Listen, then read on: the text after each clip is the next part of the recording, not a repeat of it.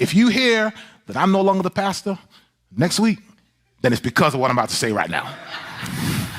You are welcome back to the channel. This is your brother Lawrence, and here on this channel we share and comment on events that are taking place both within and outside of the SDA church. Friends, an SDA pastor in Texas has called out all SDA conferences about tithe.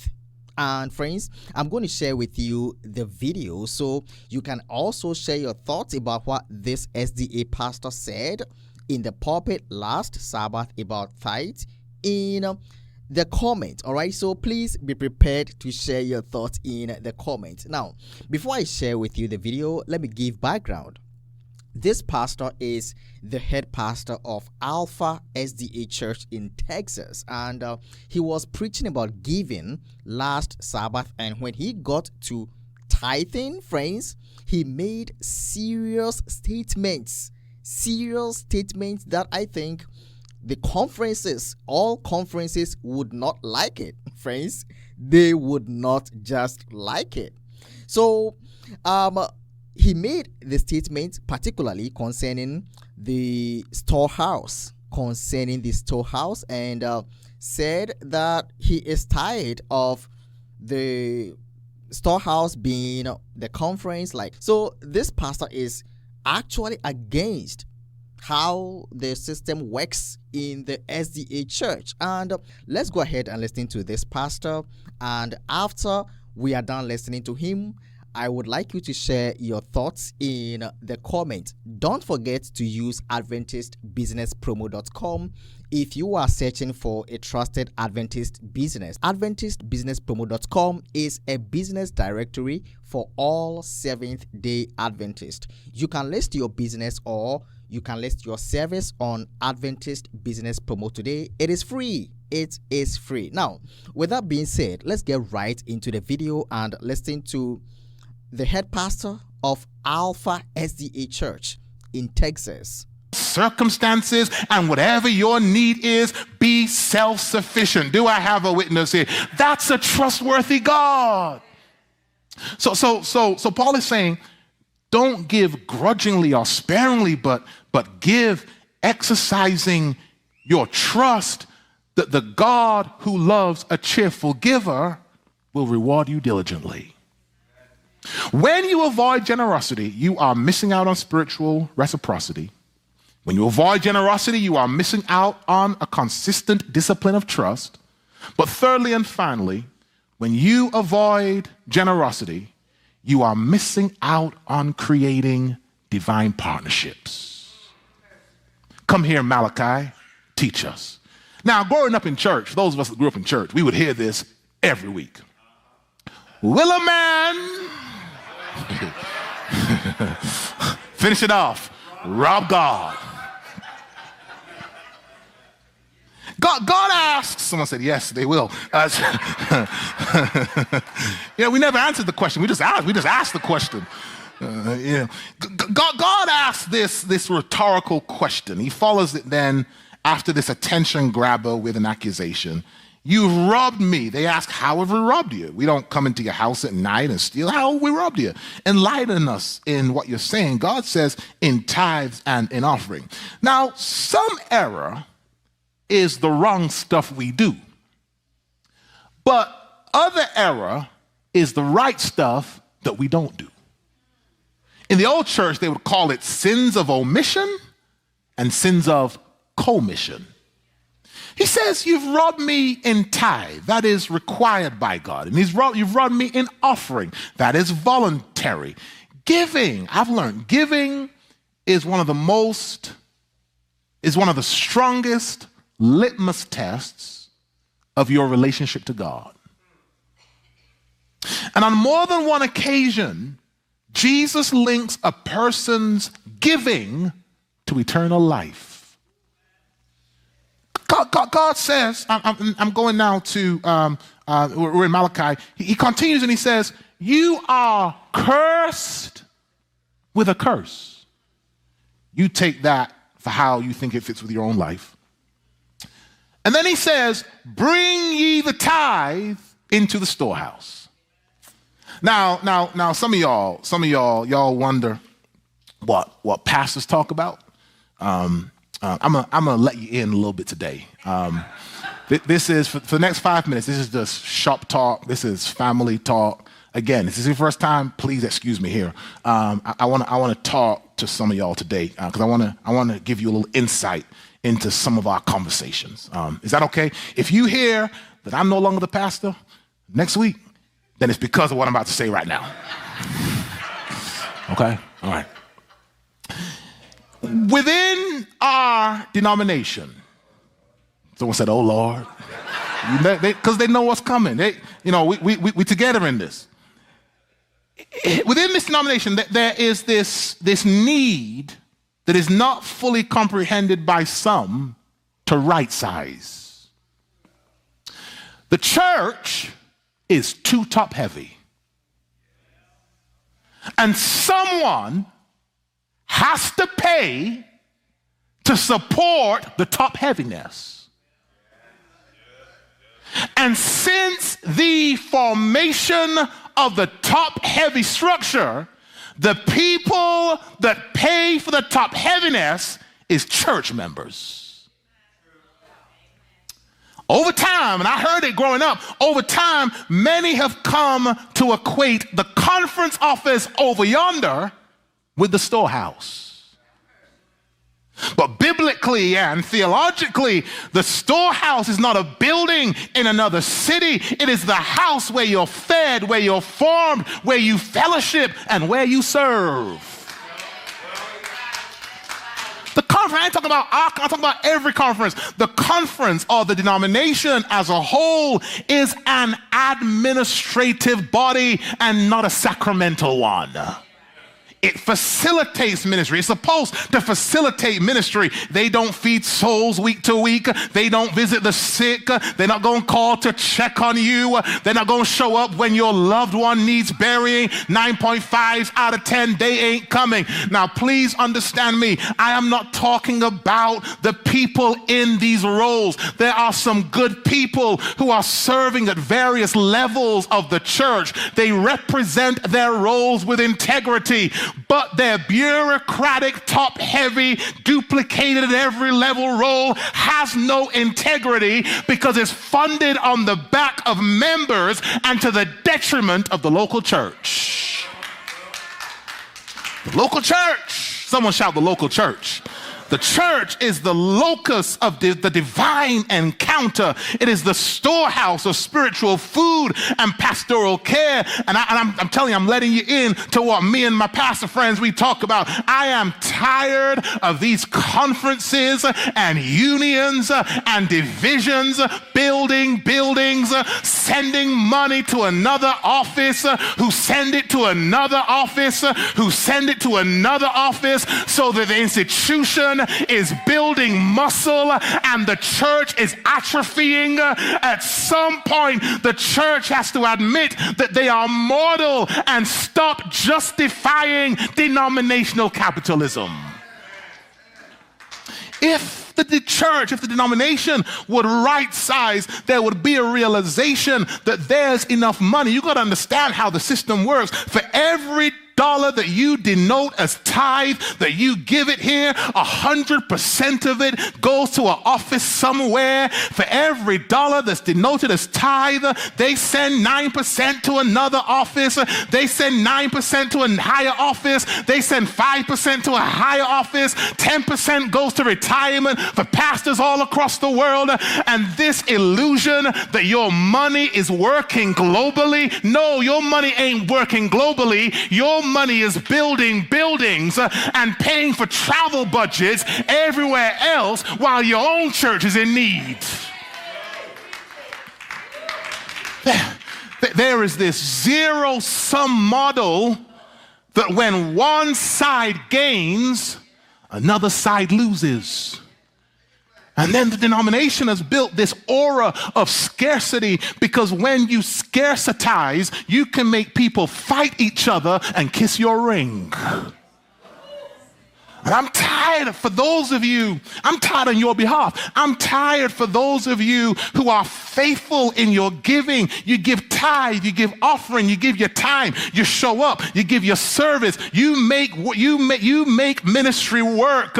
And yet because of this human denominational system, it doesn't allow there to be either meat in the house or enough meat in the house. Do I have a witness here? And I'm calling for a change in the system. There needs to be a change in the system where churches don't have to wait years to get a church van.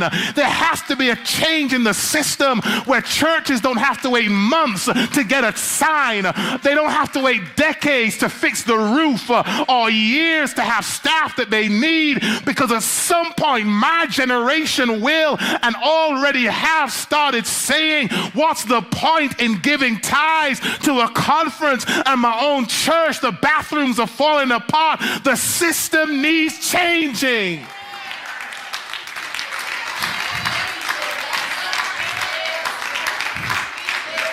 And I am not Elder Shepherd. I'm not an anarchist. I'm not saying put some gas and blow it all up. I'm not saying that. But I am a pragmatist. And with all these institutions closing down, when I was going to Oakwood, there was about 40 theology majors graduating. This past year, there was only 8. With all this stuff shutting down and conferences closing, if we as a church are not smart and savvy, we will look up one day and realize that what we did, we can no longer do, and what we had, we no longer have. And we are coming to a time when we are missing out on blessings because the institution doesn't handle money right.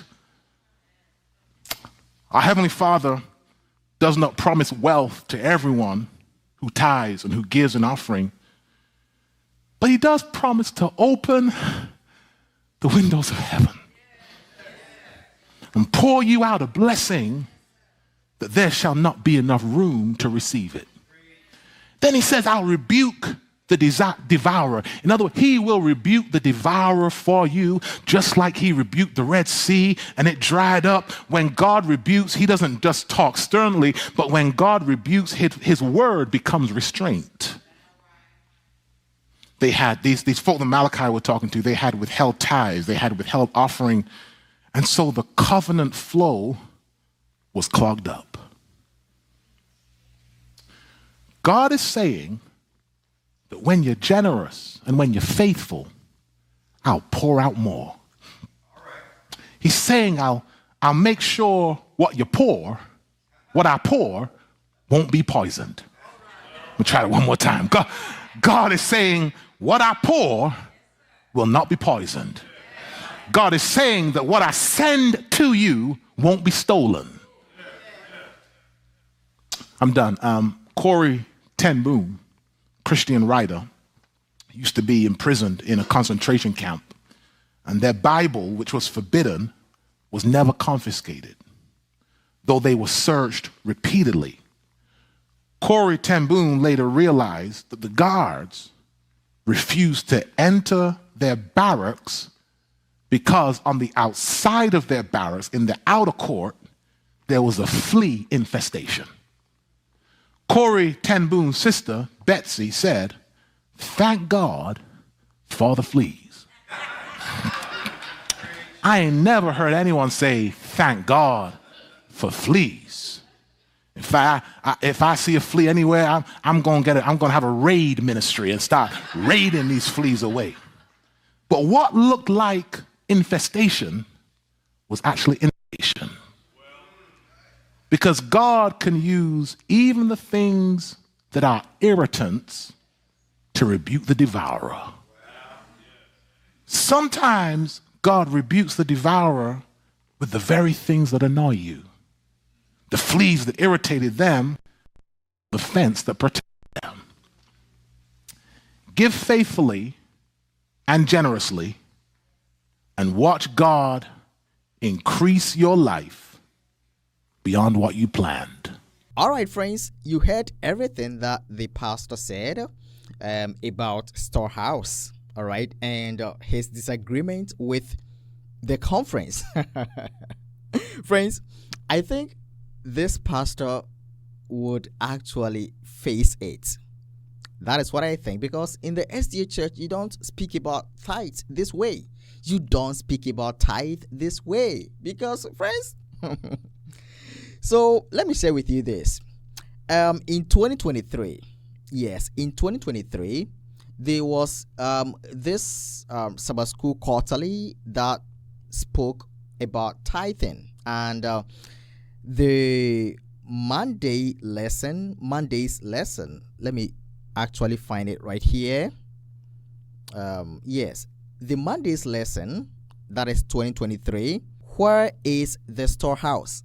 Where is the storehouse? The lesson actually made it clear that the storehouse for the church is the conference.